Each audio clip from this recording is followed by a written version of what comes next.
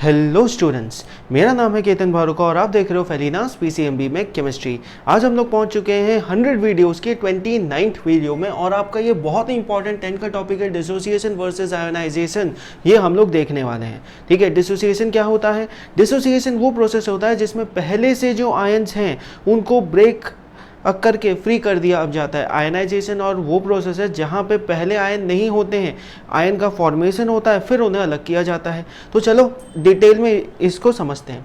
पहले ऑब्वियसली हम लोग डिसोसिएशन देखेंगे। डिसोसिएशन के लिए ना हम लोग को एक कोवैलेंट मॉलिक्यूल चाहिए, सोडियम क्लोराइड जैसा। अभी सोडियम क्लोराइड अपने आप को स्टेबल बनाने के लिए क्या करेगा भैया? पहले तो सोडियम और क्लोरीन अलग अलग होंगे, ठीक है, और ये सोडियम अपना एक इलेक्ट्रॉन क्लोरीन को देगा और ये इलेक्ट्रॉन क्लोरीन को देने के बाद सोडियम बन जाएगा पॉजिटिव और क्लोरीन बन जाएगा नेगेटिव, क्योंकि क्लोरीन के पास आ गया एक हमारा सोडियम का इलेक्ट्रॉन। ठीक है, बाकी तो ये इसमें 8 इलेक्ट्रॉन होंगे ही, वो तुम लोग को पता ही है। तो इसके वजह से क्लोरीन क्या हुआ? स्टेबल हो गया। अब क्योंकि ये पॉजिटिव है और ये नेगेटिव है, इनके बीच में फोर्स ऑफ अट्रैक्शन जो होगा ना वो बहुत हाई होगा, क्योंकि ऑपोजिट चार्जेस में अट्रैक्शन हाई होता है, ये भी हम लोग को पता है। इस अट्रैक्शन का नाम होगा इलेक्ट्रोस्टैटिक फोर्स ऑफ अट्रैक्शन। ये जो इलेक्ट्रोस्टैटिक फोर्स ऑफ अट्रैक्शन है, अब क्या करेगा? इन दोनों को जकड़ के रखेगा, मूव नहीं होने देगा। लेकिन दोनों ही आयन हैं, लेकिन मूव नहीं होने देगा अपने स्पेस से, क्योंकि फोर्स ऑफ अट्रैक्शन ज़्यादा है। मान लो कि तुम और तुम्हारे दोस्त को जोर से बांध के एक रस्सी से रख दिया जाए, क्या मूव हो पाओगे? नहीं हो पाओगे। बिल्कुल वही है, सोडियम और क्लोरीन भी यहाँ पे मूव नहीं हो पाएंगे, क्योंकि इनको इस फोर्स ऑफ अट्रैक्शन ने जकड़ के बांध के रखा हुआ है। ठीक है, जैसे इनको पानी के अंदर डाला जाएगा, सोडियम क्लोराइड को जैसे ही पानी के अंदर अब डाला जाएगा, क्या होगा?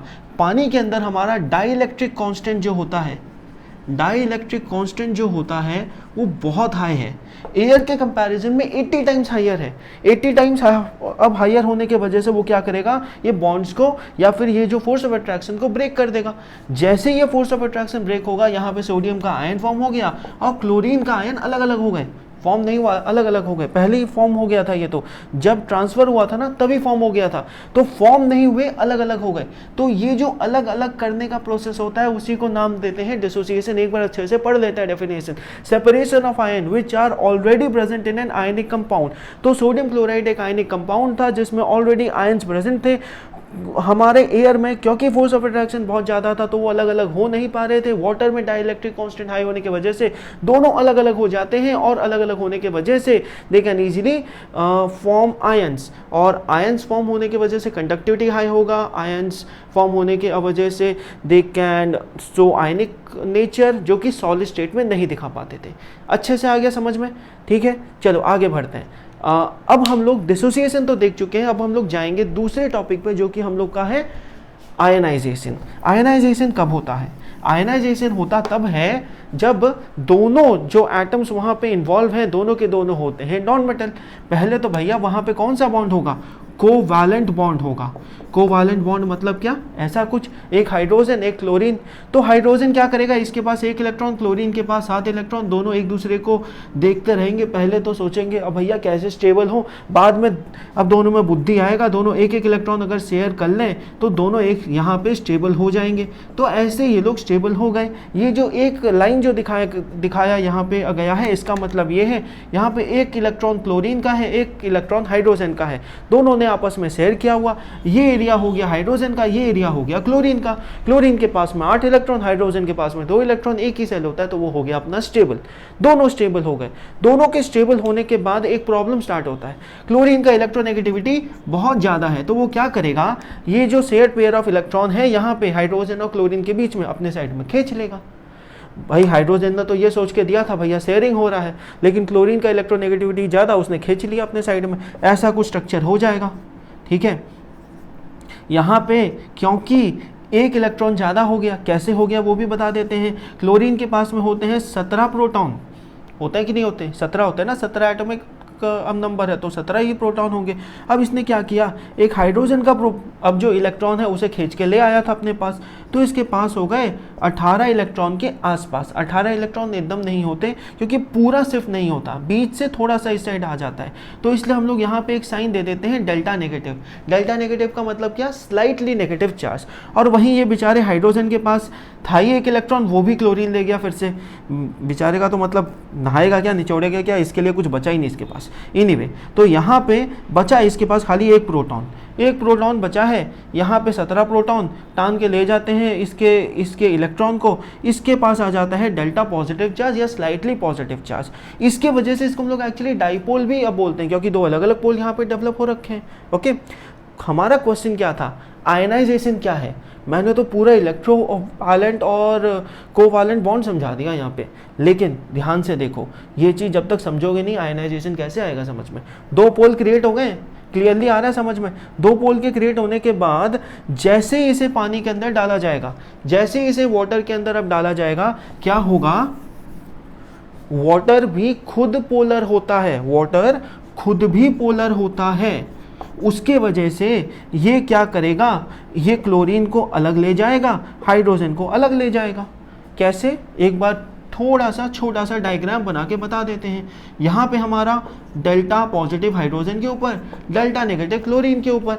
हाइड्रोजन को क्या करेगा, बहुत सारे ऑक्सीजन एटम सर्कुलेट कर लेंगे वाटर के, इसको क्या होगा, हाइड्रोजन वहाँ पे सर्कुलेट अभी कर लेंगे, ठीक है, सराउंड कर लेंगे, ये समझ लो। इसको यहाँ खींच लिए, उसको वहाँ खींच लिए, दोनों अलग अलग हो गए।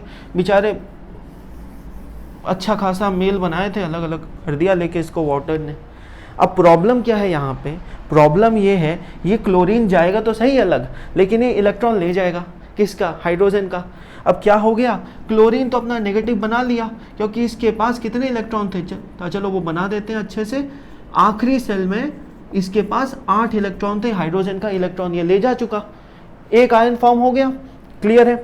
अब बेचारा हाइड्रोजन, इसके पास बचा एक प्रोटॉन, एक इलेक्ट्रॉन ऑलरेडी क्लोरीन ले जा चुका, इसके पास कुछ नहीं अभी। अब सोच रहा है ये कहाँ जाए, इसको दिखता है वाटर, ठीक है। वाटर अब बोलता है भैया मैंने अब तेरे भाई के संग तो एक बॉन्ड बनाया हुआ है, मेरे पास लोन पेयर भी है, चल तू ले ले। वो ले लिया, अब बन जाता है वहाँ पे हाइड्रोनियम आयन, ठीक है।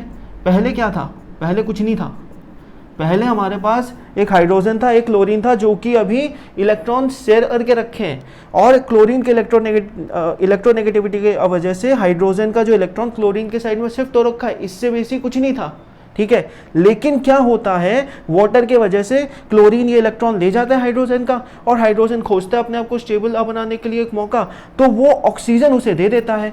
ऑक्सीजन जैसे ही उसे वो मौका देता है, वो बना लेता है हाइड्रोनियम आयन। इससे हम लोग को समझ आता है कि पहले हमारा कोई आयन नहीं था यहाँ पे, लेकिन आयन फॉर्म हो गए पानी के वजह से, और यही प्रोसेस को हम लोग नाम देते हैं ionization, formation of positively charge और negatively charge ions from molecule which are initially not ionic in nature, ठीक है। समझ आ गया अच्छे से, बिल्कुल। पहले कोई आयन नहीं थे, लेकिन पानी डालने की वजह से ये आयन में फॉर्म हो गए, ये प्रोसेस है आयनाइजेशन। और जहाँ पे पहले से आयन थे, पानी डालने की वजह से वो सेपरेट हो गए, वो होता है डिसोसिएशन। ये तो हमारा पहला डिफरेंस बोर्ड पे ही लिखा हुआ है। दूसरा डिफरेंस मैं लिख के बता देता हूँ, ये जो बॉन्ड था जिसमें हमारा आयन बना, वो कौन सा बॉन्ड था, वो था हमारा पोलर कोवैलेंट बॉन्ड। तो ये वाला जो हमारा आयनाइजेशन का प्रोसेस है, वो हम लोग को सिर्फ एक ही कंपाउंड में देखने को मिलता है, पोलर कोवैलेंट कंपाउंड में। तो ये तुम लोग के लिए बड़ा ही इंपॉर्टेंट चीज़ है। अब यहाँ पे किसमें इलेक्ट्रोवैलेंट बॉन्ड था, तो इलेक्ट्रोवैलेंट कंपाउंड में देखने को मिलता है। आई होप सो ये वाला टॉपिक बिल्कुल अच्छे से आया होगा समझ में, ठीक है। जल्दी से मैं अब बना रहा हूँ ऑक्सीडेशन रिडक्शन, उसका इंतज़ार करना। मिलते हैं अगले वीडियो में।